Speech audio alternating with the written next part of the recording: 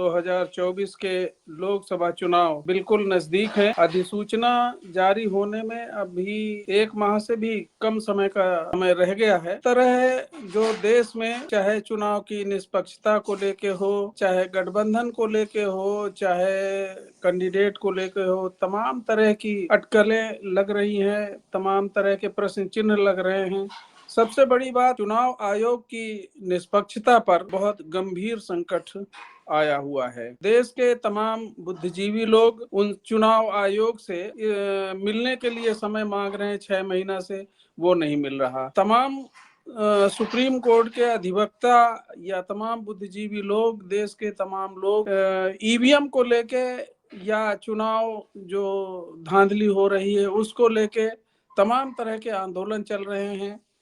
Supreme court में भी अभी जो 3 राज्यों में चुनाव हुए हैं, राजस्थान, मध्य प्रदेश, छत्तीसगढ़, वहां पर तमाम अनियमितताएं या ईवीएम को लेके या चुनाव परिणामों को लेके तमाम तरह की अनियमितताएं हुई हैं, जिनके लंबित मामले उच्चतम न्यायालय में पेंडिंग हैं। तो इस तरह से लोकसभा का चुनाव हो पाएगा, समय से नहीं हो पाएगा, या सब लोगों की ये जितना भी आंदोलन या जितनी डिमांड या इस तरह की हो रही है, देश में इतनी उथल पुथल हो रही है, आम नागरिक भी परिचित हो गया है, जानकार हो गया है कि ईवीएम के वजह से इतनी गड़बड़ियां हो रही हैं चुनाव में, और उस स्वतंत्र जो परिणाम है या निष्पक्षता है उस पे प्रश्न चिन्ह गांव का आम आदमी भी उस पे लगा रहा है। तो इस संबंध में ना तो सरकार, वर्तमान में केंद्र या राज्यों की सरकारें, यहाँ तक कि न्यायालयों में भी केवल टिप्पणियां हो रही हैं। चाहे चंडीगढ़ का मामला जो मेयर चुनाव का हुआ,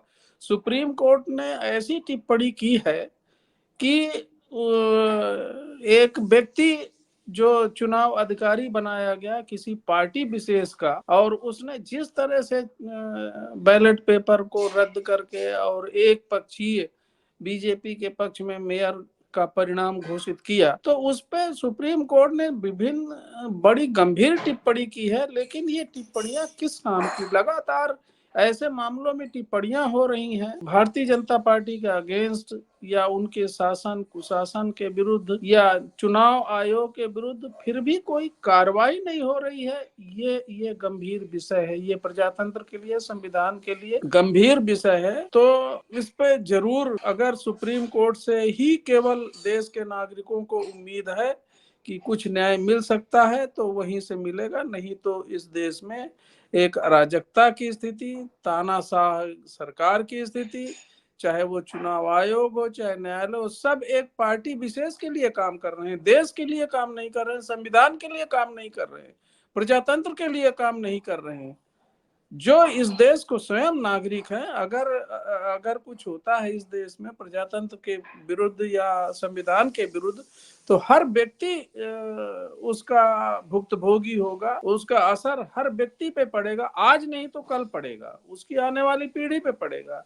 ये तानाशाही, ये जो किसी तरह से एक राजतंत्र का, एक विदेशी शासन का अंत करके देश को स्वतंत्रता मिली थी, ये दिन देखने के लिए अगर देश के ही लोगों को गुलाम बना के रखेंगे, एक धार्मिक उन्माद फैलाकर, सांप्रदायिकता फैलाकर, या संविधान की जो भी संस्थाएं हैं उनको अपने अधीन लेकर, अपने कब्जे में लेकर, तो फिर यहाँ की देश के लोगों का क्या होगा? और सबसे इसके गुनहगार इस देश के लोग ही होंगे। आज जो ये पार्टियां जो इस तरह का काम कर रही हैं, या इस तरह की संस्थाएं जो काम कर रही हैं, देश के लोग ही जातियों में बटे हुए हैं, जातियों के आधार पर वोट देते हैं, जातियों के आधार पर अपने प्रतिनिधित्व चुनते हैं। तो अगर चुनी हुई सरकार इस तरह का काम कर रही है तो हमें तो नहीं लगता कि कोई गलती हो रही है। गलती जनता के द्वारा हो रही है, जो ऐसे लोगों को चुनकर सदन में भेज रहे हैं कि आप जो भी जुल्म, जाति, तानाशाही, इस तरह का रवैया अख्तियार करो।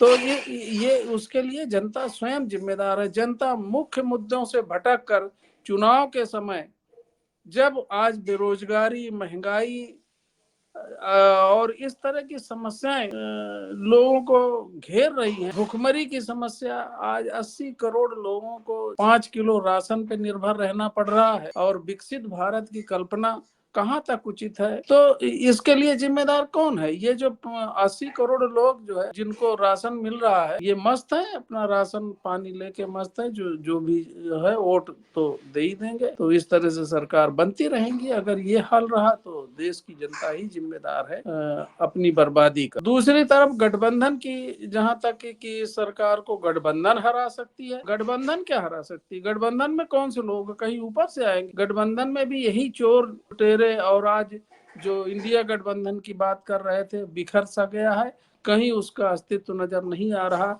वही लोग ये जनता से जो वादे करते हैं, आज अपना सब बदल के, अपनी सब मान्यताएं बदल के फिर बीजेपी में चले गए हैं। और उनको भी जनता भी कह रही है कि ठीक है, वहां चले गए हैं तो हम उनको वोट देंगे। जाति के पीछे लगे हुए हैं लोग। चाहे जाट की बात करिए तो उनसे पूछे, अभी तक तो हाँ ठीक है, हम जयंत चौधरी के साथ हैं, जहां जाएंगे वहां हम जाएंगे। कोई उनका, जहां किसान आंदोलन कर रहा था, जहां जयंत चौधरी अपनी जाति ही समझ में आ रही है। नीतीश कुमार चले गए, ममता बनर्जी अपनी राह गलाप रही हैं, केजरीवाल अपने, सब अपने अपने जाति, अपने अपने धर्म, अपने अपने संप्रदायों के आधार पे आज वो गठबंधन बिखरता हुआ नजर आ रहा है, बिखर ही गया लगभग। और कांग्रेस जो उस पे नाज कर रही थी, जो उस पे घमंड कर रही थी, वही केवल बची है, और उसको इससे कोई मतलब नहीं है। कहाँ उसके गठबंधन के लोग कहाँ चले जा रहे हैं, कहाँ बिखर रहे हैं, कांग्रेस को कोई लेना देना नहीं है। उसका कारण यही है, कांग्रेस और बीजेपी में फर्क ही क्या है? उनको ये लग रहा है कि बीजेपी ही आ जाए या हम रहें।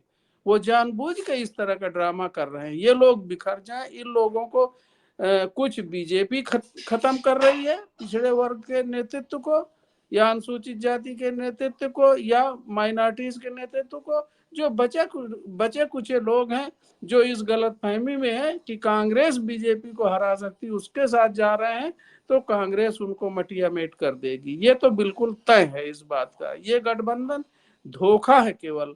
जो गठबंधन वास्तव में दलित बहुजन समाज पार्टी, जिसे 30-35 साल से लोगों को गला फाड़ के चिल्ला रही है कि इस देश में जो 85% लोग हैं वो सही गठबंधन है, कहीं किसी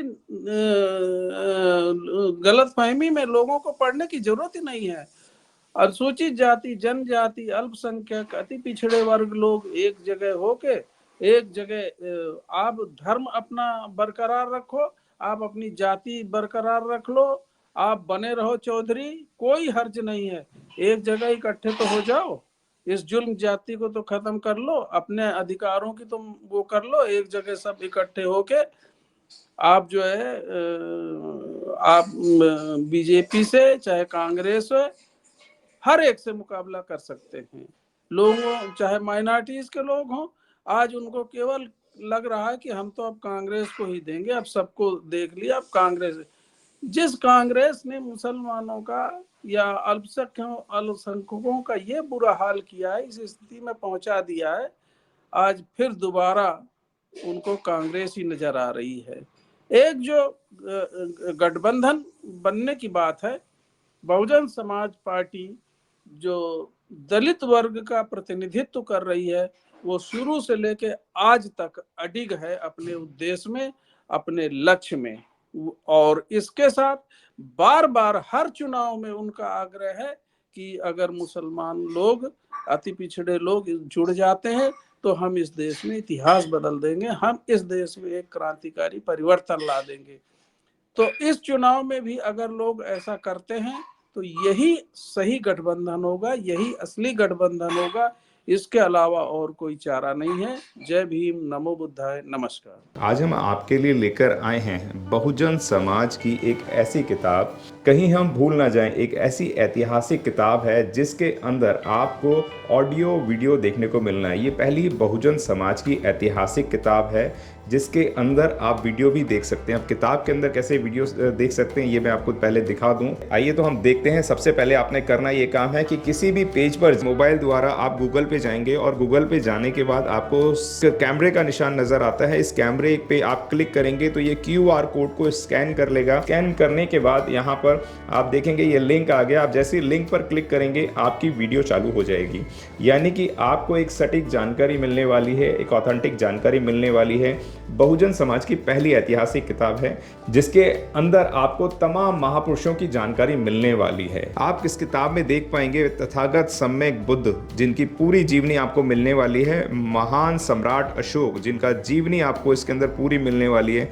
संत कबीर दास, संत शिरोमणि गुरु रविदास, सम्राट मीर भोज जिन्होंने इतिहास रचने का काम किया, गुरु घासीदास बाबा, वीरांगना झलकारी बाई, वीरांगना उदा देवी पासी, नागेली वीरांगना की कहानी, एकलव्य जिसका अंगूठा काट लिया था धोखे से, चोखा मेला हरिचंद ठाकुर, ज्ञानदीप छत्रपति शाहूजी महाराज, बिरसा मुंडा, ज्योतिबा फूले, माता सावित्रीबाई फूले, फातिमा शेख, EV रामास्वामी, स्वामी अच्युतानंद, बाबा साहब डॉक्टर BR अंबेडकर जिनका मूल ग्रंथ आपको इसमें छोटी सी किताब में मिलने वाला है। आप ऑडियो भी देख सकते हैं, वीडियो भी देख सकते हैं।